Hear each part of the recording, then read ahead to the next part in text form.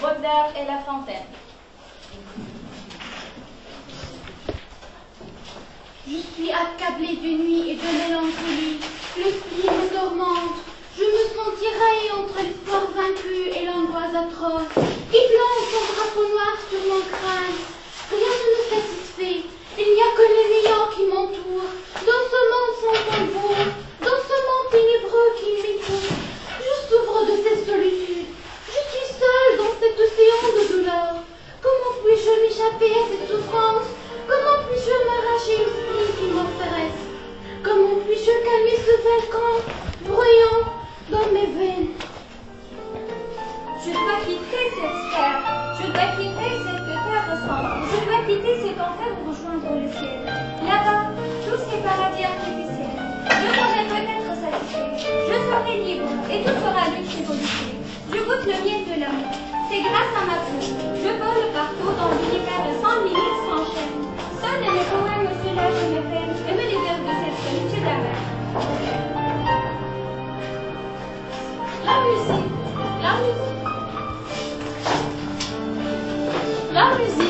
La musique s'envole me prend comme une mer, vers ma pâle étoile, sous un plafond de brume ou dans un vaste mystère. Je mets à la voile, la poitrine en avant et les poumons gonflés, comme de la toile. J'explose des flots amoncelés, que la nuit me voile. Je sens vibrer en moi tous les patients, d'un vaisseau que souffre. Le convent, la tempête et ses convulsions, sur l'immense gouffre, me berce, autrefois, calme plat, grand mémoire, de mon désespoir.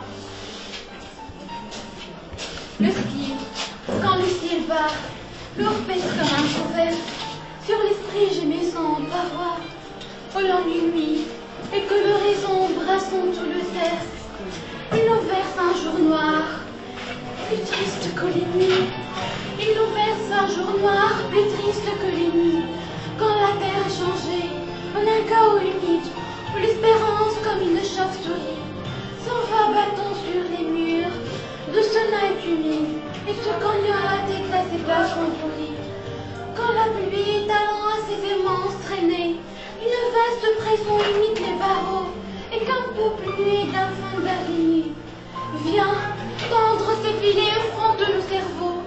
Ces cloches tout à coup sautent avec fuir et lancent vers le ciel un affreux hurlement, ainsi que les esprits errants et sont partis, que se mettent à geindre opiniâtrement, et de l'encre péard, sans tambour ni musique, défile lentement dans mon âme espoir. L'espoir vaincu pleure, et l'angoisse atroce despotique sur mon crâne incliné plante son drapeau noir. Baudelaire, Les fleurs de mal. Invitation au voyage. Mon enfant, ma soeur, songe à la douceur d'aller là-bas, vivre ensemble, aimer à loisir, aimer et mourir. Oublie que tes ressembles, des soleils mouillés, des ciels brouillés, pour mon esprit et les charmes si mystérieux de des traîtres dieux, brillant à travers leurs larmes. Là, tout n'est qu'alors de la vie, libre et calme et volupté, de meubles luisants, polis par les ans, décorés Tournez notre chambre lecture à fleurs, mêlant leur odeur. Orbe vague s'entoure de l'ombre, les riches flocons des miroirs profonds, de splendeur orientale, petits parleries, à la manche écrit, sa douce langueur natale. Là, tous les canons de beauté, luxe et calme et volupté. Voir si canons, dormir de dans l'humeur évoluable. C'est pour assourir, ton moindre désir, qu'ils viennent de bout du monde, les soleils couchants, répétant les sons, les canaux de la ville entière, qui dort, le monde s'endort dans d'une chaude lumière. Là, tout qu'un ordre de beauté, luxe et calme et volupté. Voyons maintenant cette vidéo et découvrons les talents de nos braves élèves qui ont l'initiative d'Imiti Potter et d'Imiti Sever.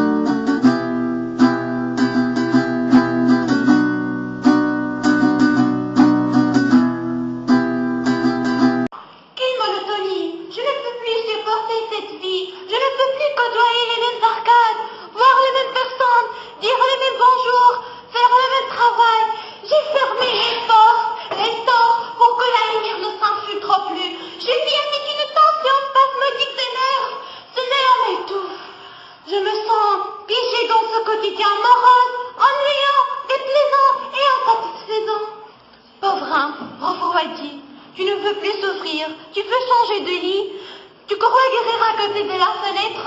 Moi aussi, je veux vivre à l'aidant, je veux quitter cet enfer et envoler dans les vastes horizons pour atteindre les paradis. Oh, cher âme, que penserais-tu d'ouvrir les fenêtres et d'accompagner ce péchant voyageur? Je crois que tu serais bien ailleurs que là où es-tu. Il ne faut pas aussi être désespéré et aussi pessimiste. Ce n'est pas un destin, mais pas une loi. L'ailleurs t'attend et t'offre des ailes pour y vivre et trouver la perfection et le dépaysement. Eh bien, fermez les yeux et essayez.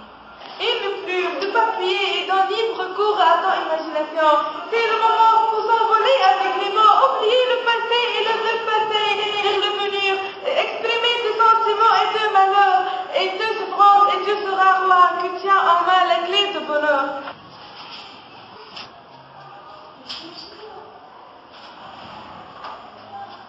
Lis un livre et tu oublieras tes soucis. La lecture sera la clé qui t'ouvre le monde.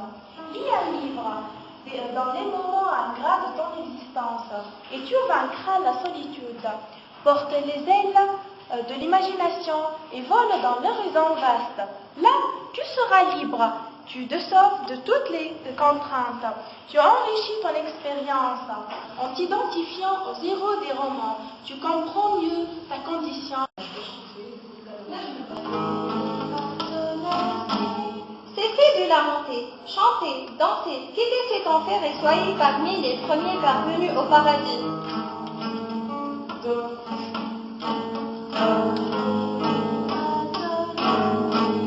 Tendez à la main, déployez la tente au milieu de la forêt sous la lune souffrante.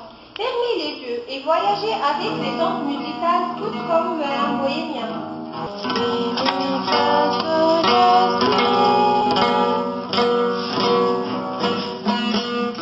Eh bien, je vais fermer les yeux et c'est la lecture, la musique, L'écriture.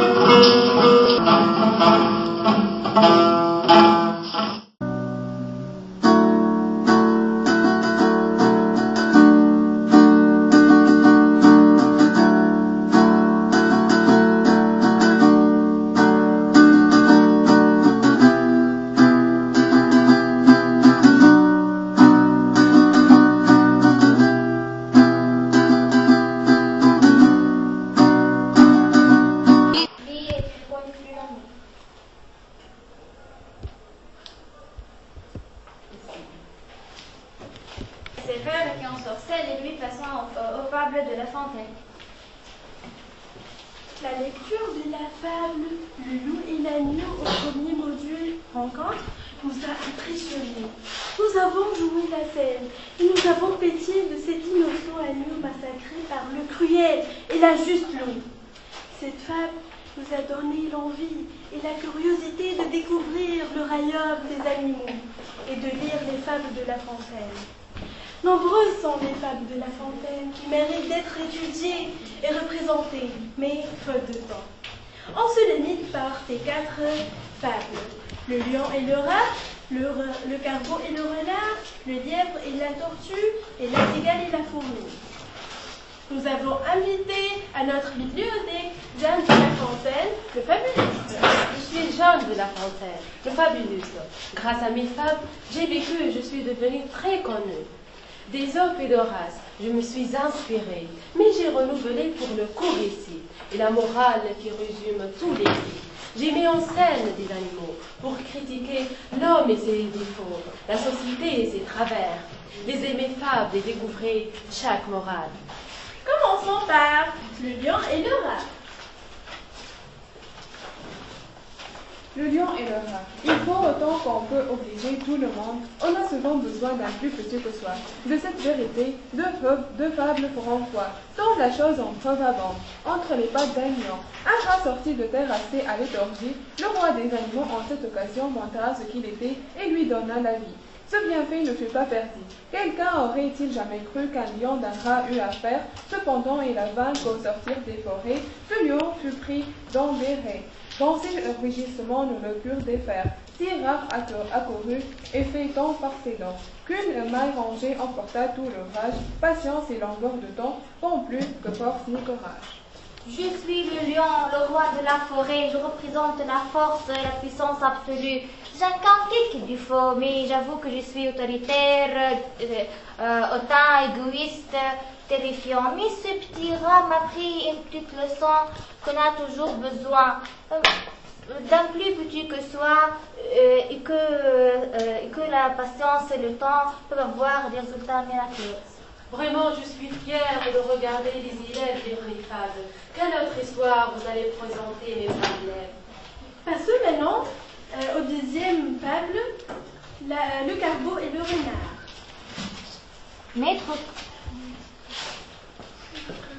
Maître Courbeau, sur un arbre perché, tenait en son bec un fromage.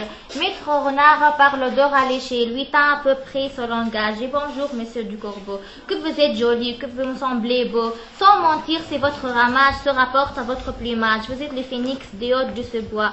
À ces mots, le corbeau ne sent pas de joie, et pour montrer sa belle voix, il ouvre un large bec, laisse tomber sa proie. Le renard s'en saisit et dit, mon bon monsieur, apprenez que tout flatteur vit au dépens de celui qui le coûte. Cette leçon vaut bien un fromage, sans doute. Le corbeau entend et confie, jura, mais un peu tard, quand on lit, prendrait plus.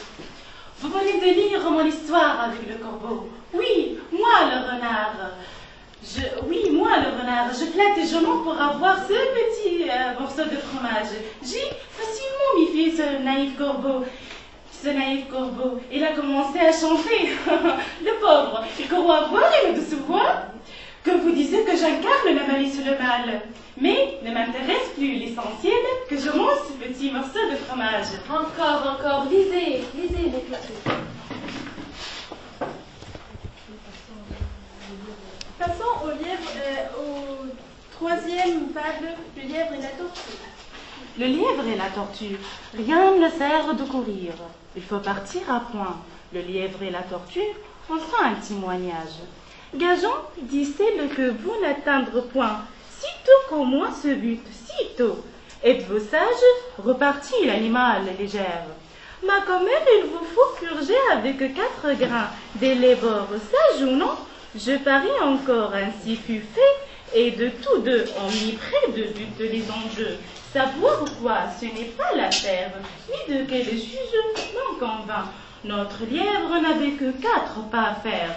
J'entends de ce qu'il fait lorsque près d'être atteint. Il s'éloigne les chiens, les renvoie au calandon, et leur fait arpenter les lands. Ayant dit je, dit-on de reste pour brouter, pour dormir et pour écouter. D'où vient le vent? Il laissait la tortue aller son train de signateur. Elle part, elle s'évertue, elle se hâte avec lenteur. Lui cependant méprise, une telle victoire. Tiens la gageure, à peu de gloire, croit qu'il y avait de son honneur. De parti tard, il broute, il se repose, il s'amuse à toute autre chose qu'à la gageure, qu'à la fin, quand il vit que l'autre touchait presque au bout de carrière.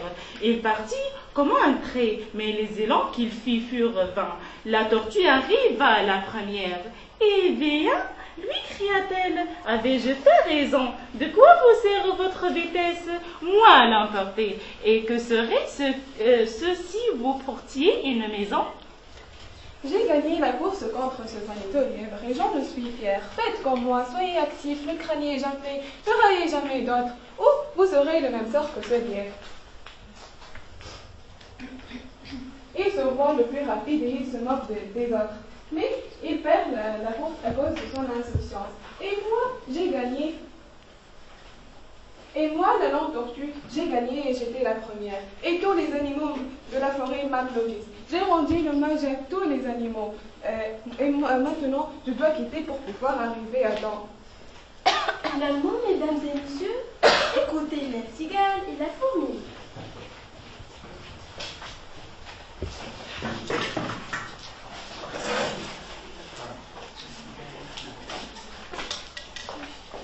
La cigale ayant chanté tout l'été se trouva fort dépourvue quand la bise fut venue. Pas un seul foutu morceau de mouche et de vermisseau. Elle alla crier famine chez la fourmi sa voisine, la priant de lui prêter quelques grains pour subsister jusqu'à la saison nouvelle. Je vous payerai, lui dit-elle, avant la haute foi d'animal, l'intérêt est principal. La fourmi n'est pas prêteuse, c'est là son moindre défaut. Que faisiez-vous au temps chaud? Dit-elle assez contrainteuse. Nuit et jour, à tout venant, je chantais le bout des plaies. Vous chantiez? J'en suis fort aise. Eh bien, dansez maintenant. Évidemment, la cigale va bien danser cet hiver après avoir chanté tout l'été. Quelle morale doit-on déduire de cette fameuse fable, la cigale et la fourmi? Regardons ensemble cette vidéo et vous allez me répondre par la suite.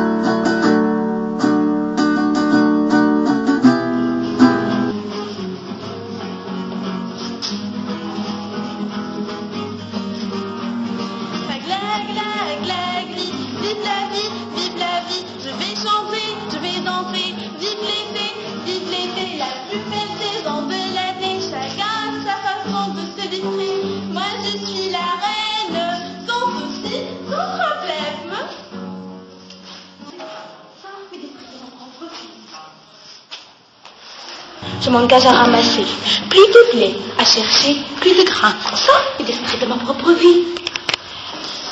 Aglag, pourquoi les autres ne s'arrêtent-ils pas de travailler? Personne ne veut jouer avec moi. Et cette pauvre fourmi, toujours affairée, jamais ne prenne de bon temps. Vous ne voulez pas profiter de ce beau temps? Je m'en garderai bien. Et crois-moi, si vous ne commencez pas à faire des provisions, vous n'aurez rien à manger cet hiver.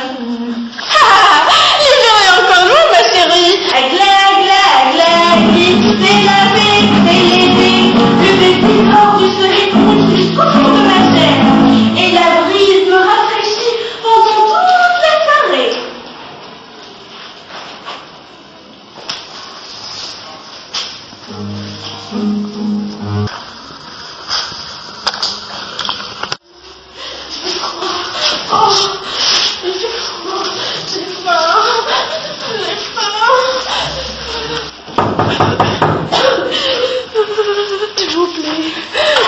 Prêtez-moi quelques grains pour subsister à la nouvelle saison.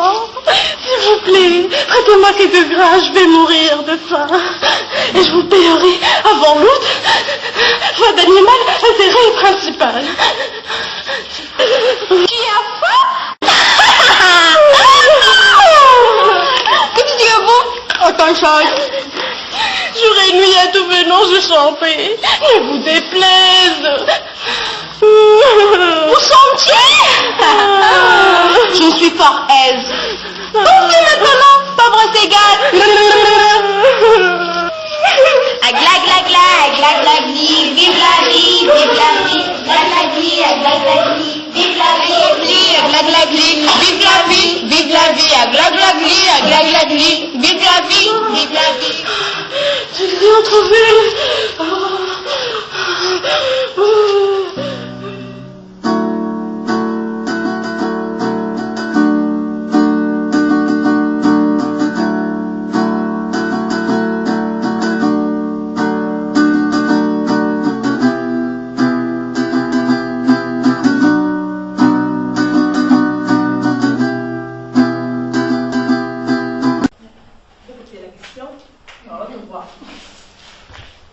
Quel livre envie-vous de lire?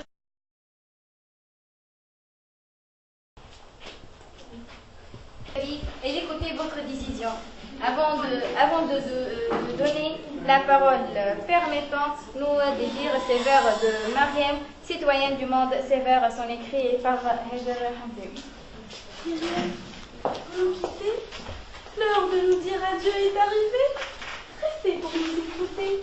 Restez, vous n'allez pas le regretter. Restez, nous avons besoin de tes idées. Restez pour corriger les travers de la société. Nous sommes la joie d'espérer. Nous sommes l'amour que vous cherchez. Nous sommes l'espoir à réaliser. Nous sommes la paix dont vous rêvez.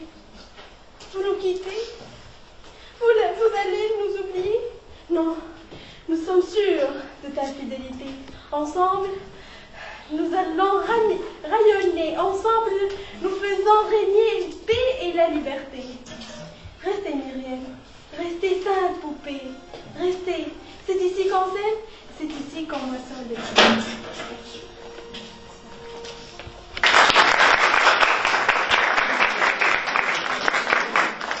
Permettez, je dirais rebonjour à tout le monde.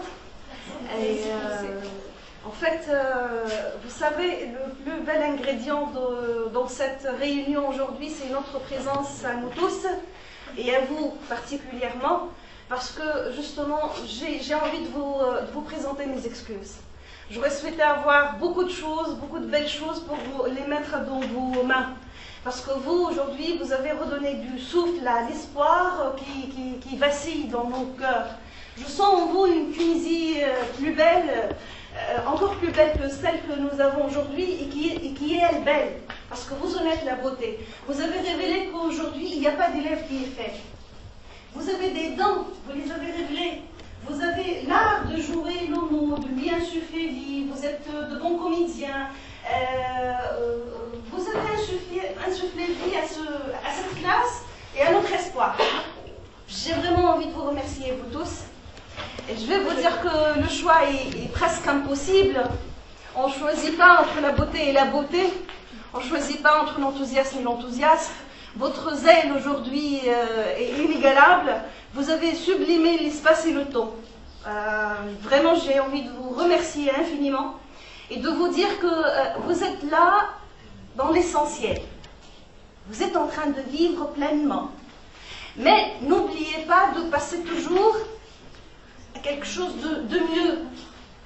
N'oubliez jamais de chercher toujours à faire promouvoir le meilleur de vous-même, parce que c'est vous qui allez changer le monde vers le meilleur. Donc vous êtes en train de briller, et comme un soleil, j'ai envie de vous dire, ne cessez plus jamais de briller. Continuez toujours à abriter le soleil en vous, et vous allez toujours rayonner. Merci à vous, élèves, de la part des enseignants que nous sommes, parce que c'est dans votre génie, c'est dans votre disponibilité à bien faire et à briller que nous trouvons, nous, du sens dans ce que nous faisons. Merci à vous. Comme je vous ai dit Les membres du jury aussi peuvent le confirmer, s'ils veulent, ils peuvent aussi dire quelque chose. Voilà, Refait, est-ce qu'on choisit entre la beauté et la beauté? On partage le même avis. On partage le même avis. Voilà. Il y aura pas de deuxième classe aujourd'hui, il n'y aura pas de deuxième... bon, il n'y aura pas deux avis, et deux sont gagnants.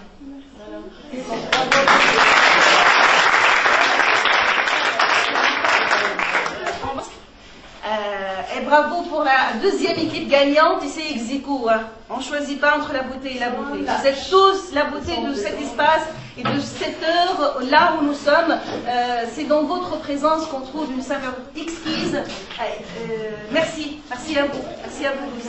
Allez, Marion va vous décerner le prix. Le premier coupe pour la première équipe qu'on va applaudir.